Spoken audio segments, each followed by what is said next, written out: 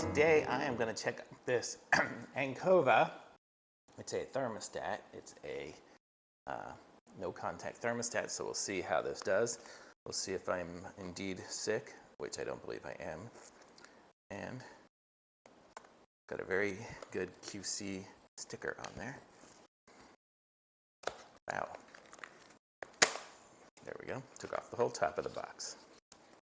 Let's see what we got in here. It comes with a couple of AAA batteries. And it comes with the case, and it looks like a quality control tag. Lots of stuff in Chinese on there. And then we have our instruction manuals, quick user guide, and the big user manual there. I think I've used a thermometer before, so we're going to give this thing a try and see if we can figure it out without any help at all. So this is what it looks like here. And I'm going to guess the batteries go in there. Break apart the little plastic batteries. There we go. So let's give these things a try here. So that one goes there. Oh, I heard a beep. Okay, so there we go. So it looks like we have a MEM and a volume button. You can see there's a couple of buttons there. So we're going to push the button here, and there's nothing there. So let's go, and we'll try it here. 98 degrees, can you see that? It's a band. Let's just try on my side of my face here, where it's probably different, 97.7.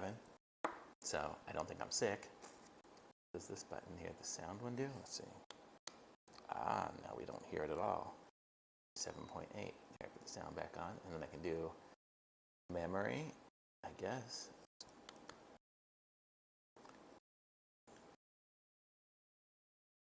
Oh, it's got a few different places for memories, I guess, so you can keep different track of different people. I don't know. I guess that's one of those things I'd need to read the manual for. But as far as thermometers go, it's the button. As far as thermometers go, I'm guessing it's pretty accurate. I'm probably 98.6. I'm fairly normal. I haven't been sick at all.